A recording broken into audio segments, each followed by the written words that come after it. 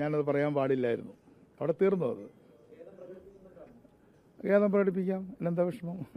എനിക്കൊരു ഈഗോയും ഇല്ല. കാരണം അങ്ങനെ ആർക്കെങ്കിലും ഒരു ബുദ്ധിമുട്ടുണ്ടായിട്ടുണ്ടെങ്കിൽ ഇപ്പോൾ ഞാൻ ഔപചാരികമായിട്ട് പറയുന്നു, ഞാൻ ഖേദം പ്രകടിപ്പിക്കുകയാണ്. ആർക്കെങ്കിലും പ്രശ്നം ഉണ്ടായിട്ടുണ്ടെങ്കിൽ അങ്ങനെ ഉദ്ദേശിച്ചിട്ടില്ല. കാരണം പ്രിയദർശിനി ഞങ്ങളുടെ പ്രസ്ഥാനമാണ്, ഞങ്ങൾ തുടങ്ങിയ ഒരു കാര്യമാണ്. അപ്പോൾ അത് മുന്നോട്ട് കൊണ്ടുപോകുക എന്നുള്ളത് ഞങ്ങളുടെ ഏറ്റവും വലിയ കമ്മിറ്റ്മെൻറ്റാണ്. അതിൻ്റെ ഉപഭോക്താക്കൾക്ക് അത് കിട്ടേണ്ടത് അവരുടെ റൈറ്റാണ്. കേരളത്തിൽ ദാരിദ്ര്യമുണ്ട്, അതാണ് പൊളിറ്റിക്കൽ പോയിന്റ്. കേരളത്തിൽ നല്ല ദാരിദ്ര്യമുണ്ട്. അത് ഇല്ലാതായി എന്ന ചില സ്റ്റേറ്റ്മെൻറ്റുകൾ ഇതിനു മുമ്പ് വന്നല്ലോ. അത് ശരിയല്ല. വളരെ കടുത്ത ദാരിദ്ര്യം ഇപ്പോഴുമുണ്ട്. അത് പരിഹരിക്കണം. അത് പരിഹരിക്കാനാണ് ഞങ്ങൾ തിരഞ്ഞെടുത്തിട്ടുള്ളത്. അത് പരിഹരിക്കാനോ അല്ലെങ്കിൽ അത് ഇളവ് ചെയ്യാനോ, അതിനെ മിറ്റിഗേറ്റ് ചെയ്യാമെന്ന് പറയില്ല, അല്ലെങ്കിൽ അതിനെ ഒന്ന് ചുരുക്കാനോ ആണ് ഈ പ്രിയദർശിനി ഏറ്റവും കൂടുതൽ ഉപയോഗപ്പെട്ടിട്ടുള്ളത്. 2000-3000 രൂപ 10,000 രൂപ ശമ്പളം കിട്ടുന്ന ഒരു തൊഴിലാളി സ്ത്രീക്ക് കിട്ടുമ്പോൾ അവർക്കത് വലിയൊരു ബെനിഫിറ്റ് അല്ലേ? ആ ബെനിഫിറ്റ് നിങ്ങൾക്കല്ല, എന്നെക്കാളും നിങ്ങൾക്ക് അറിയാമല്ലോ, അവരോട് നിങ്ങൾ സംസാരിക്കുന്നതല്ലേ. അപ്പോൾ അതിനെയും കണ്ടിന്യൂ ചെയ്യും. ചിലർ പറഞ്ഞു ഇത് നിർത്താനുള്ളൊരു തുടക്കമാണ്.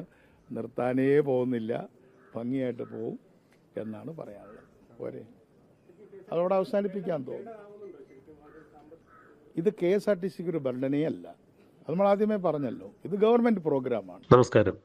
ഒടുവിൽ ഗതാഗത വകുപ്പ് മന്ത്രി CP ജോൺ കേരളത്തിലെ പ്രബുദ്ധരായ ജനതയോടും സ്ത്രീകളോടും നിരുപാധികം മാപ്പ് പറഞ്ഞിരിക്കുന്നു.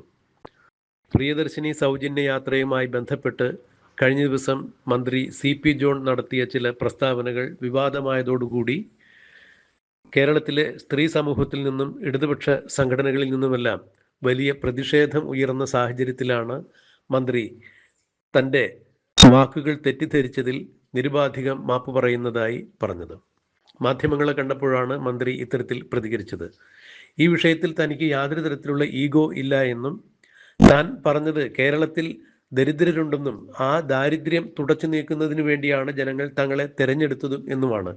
എന്നാൽ തെരഞ്ഞെടുക്കപ്പെട്ട ജനപ്രതിനിധികൾ എന്ന രീതിയിൽ തങ്ങൾക്ക് നാടിൻ്റെ ഇപ്പോഴത്തെ അവസ്ഥയെക്കുറിച്ച് ചിന്തിക്കേണ്ടതുണ്ടെന്നും ആ അവസ്ഥയിൽ നിന്നും, അതായത് ദരിദ്രരുള്ള ഈ നാട്ടിൽ നിന്നും ദാരിദ്ര്യത്തെ തുടച്ചു നീക്കുന്നതിന് തങ്ങൾ പ്രതിജ്ഞാബദ്ധമാണ് എന്നുള്ള ധാരണയോട് കൂടി തന്നെ ഇതാണ് താൻ സംസാരിച്ചത്. എന്നാൽ താൻ സംസാരിച്ചപ്പോൾ വാക്കുകൾ പ്രയോഗിക്കേണ്ട ചില രീതികൾ ഉണ്ടായിരുന്നു. അതിൽ തനിക്ക് ജാഗ്രത കുറവുണ്ടായിരുന്നു. എന്നാൽ തനിക്ക് തെറ്റുപറ്റി എന്ന് സമ്മതിക്കാൻ തനിക്ക് യാതൊരു തരത്തിലുള്ള ഈഗോയും ഇല്ല എന്നും താൻ പറഞ്ഞ വാക്കുകൾ ചില ആളുകൾക്കെങ്കിലും ബുദ്ധിമുട്ടുണ്ടാക്കിയിട്ടുണ്ട് എന്ന് മനസ്സിലാക്കുന്നു. അങ്ങനെ ബുദ്ധിമുട്ടുണ്ടാക്കിയിട്ടുള്ള ആളുകൾക്ക് ഒരു തരത്തിലും മനഃപൂർവ്വം അവർ വേദനിപ്പിക്കുക എന്നുള്ളത് തൻ്റെ ഉദ്ദേശമായിരുന്നില്ല. കേരളത്തിലെ ദാരിദ്ര്യത്തെക്കുറിച്ചും ആ ദാരിദ്ര്യത്തിൽ നിന്നും പിന്മാറുന്നതിന് സ്ത്രീ സമൂഹത്തിന് ജോലി ചെയ്യുന്ന സ്ത്രീകൾക്ക് ഒരു പരിധിവരെയെങ്കിലും പ്രിയദർശിനി യാത്ര സുഗമമാകും. ചുരുങ്ങിയത് 10,000 രൂപയെങ്കിലും ശമ്പളം നേടുന്ന ഒരു സ്ത്രീയെ സംബന്ധിച്ചിടത്തോളം പ്രിയദർശിനി സൗജന്യ യാത്ര നടത്തുമ്പോൾ മാസം ഒരു ഏറ്റവും ചുരുങ്ങിയത് 3,000 രൂപയെങ്കിലും അവർക്കത് സമ്പാദിക്കാൻ സാധിക്കും, അല്ലെങ്കിൽ കരുതി വയ്ക്കാൻ സാധിക്കും എന്നുള്ളത് തന്നെയാണ് താൻ ഉദ്ദേശിച്ചതും പറയുന്നതും അത് തന്നെയാണ്. പ്രിയദർശിനി ഒരു കാരണവശാലും പ്രിയദർശിനി സൗജന്യ യാത്ര പിൻവലിക്കില്ല എന്നും അത് ഈ സർക്കാരിൻ്റെ അഭിമാന വിഷയമാണെന്നും സ്ത്രീകൾക്ക് വേണ്ടി ഉണ്ടാക്കിയതാണെന്നും അതുകൊണ്ട് തന്നെ ഒരു കാരണവശാലും അത് സ്ത്രീകളുടെ അവകാശമാണ്, ഔദാര്യമല്ല. സർക്കാരിൻ്റെ സൗജന്യമോ ഔദാര്യമല്ല സ്ത്രീകൾക്കുള്ളത്, അവരുടെ അവകാശമാണ്. ഇതിൽ താൻ ഉറച്ചു നിൽക്കുന്നു. എന്നാൽ താൻ ഇന്നലെ നടത്തിയ പ്രസ്താവനയിൽ ചില അനൗചിത്യങ്ങൾ അല്ലെങ്കിൽ അനൗചിത്യപരമായ വാക്കുകൾ കടന്നുകൂടിയിട്ടുണ്ട് എന്നുള്ളത് ബോധ്യമായി. അതിൽ താൻ നിരുപാധികം മാപ്പ് പറയുന്നു, ഖേദം പ്രകടിപ്പിക്കുന്നു എന്നുള്ളതാണ്. ഈ പ്രശ്നം ഇതോടുകൂടി തീരട്ടെ, ഇനി ഇതിൻ്റെ പേരിൽ ഒരു വിവാദം വേണ്ട എന്നുകൂടിയാണ് മന്ത്രി CP ജോൺ തുറന്നടിച്ചത്. സൗജന്യ യാത്രയെ തുരങ്കം വയ്ക്കുന്നതിന് വേണ്ടി ചില ഇടതുപക്ഷ സംഘടനകൾ ഉൾപ്പെടെയുള്ള പ്രസ്ഥാനങ്ങളിൽ നിന്നും ഉയർന്നു വരുന്ന ചില പ്രസ്താവനകൾ കൂടി പരാമർശിച്ചുകൊണ്ടാണ് താൻ അത്തരത്തിലുള്ളൊരു പ്രതികരണം നടത്തിയത് എന്നുകൂടി മന്ത്രി എടുത്തു പറയുകയുണ്ടായി. എന്നാൽ ഇനി ഇതിൻ്റെ പേരിൽ സർക്കാരിനോ അഥവാ വിവിധ സംഘടനകൾക്കോ യാതൊരു തരത്തിലുള്ള തെറ്റിദ്ധാരണകൾ ഉണ്ടാക്കുന്ന തരത്തിൽ, അല്ലെങ്കിൽ സർക്കാരിനെ കുറിച്ചോ സർക്കാരിനെ നയിക്കുന്ന സംഘടനയെക്കുറിച്ചോ ഏതെങ്കിലും തരത്തിലുള്ള തെറ്റിദ്ധാരണ ഉണ്ടാക്കുന്ന തരത്തിൽ ആരെങ്കിലും പൊതു സമൂഹത്തിൽ സംസാരിക്കുന്നുണ്ടെങ്കിൽ, അത്തരം വാർത്തകൾ പ്രചരിപ്പിക്കുന്നുണ്ടെങ്കിൽ അത് അടിസ്ഥാനരഹിതം തന്നെയാണ്. താൻ ഒരു കാരണവശാലും സ്ത്രീകളെ അപമാനിക്കുവാനോ അല്ലെങ്കിൽ അപകീർത്തിപ്പെടുത്തുവാനോ മാനസികമായി അവരെ അവഹേളിക്കുന്നതിന് വേണ്ടി ഒരു തരത്തിലും ഉദ്ദേശിച്ചുകൊണ്ട് നടത്തിയ ഒരു പ്രസ്താവനയല്ല. ആ പ്രസ്താവന ആർക്കെങ്കിലും ബുദ്ധിമുട്ടുണ്ടാക്കിയിട്ടുണ്ടെങ്കിൽ താൻ ഖേദം പ്രകടിപ്പിക്കുന്നു എന്ന് മന്ത്രി എടുത്തു പറയുകയുണ്ടായി. മന്ത്രിയുടെ വാക്കുകൾ നമുക്കൊന്ന് കേൾക്കാം. അടച്ചാക്ഷേപിക്കാൻ ഉദ്ദേശിച്ചിട്ടേ ഇല്ല എന്നുള്ളത് വളരെ വ്യക്തമാണല്ലോ. നമ്മളല്ലേ പ്രിയദർശിനി തുടങ്ങിയത്. പിന്നെ ചില പ്രസ്താവനകൾ കണ്ടപ്പോൾ എനിക്ക് തോന്നിയത് പ്രിയദർശിനി വേറെ ആരോ തുടങ്ങിയതാണ്, നമ്മൾ നിർത്താൻ പോകുന്നതാണ്. പ്രിയദർശിനി നമ്മൾ കണ്ടിന്യൂ ചെയ്യും. പ്രിയദർശിനി ഐക്യജനാധിപത്യ മുന്നണി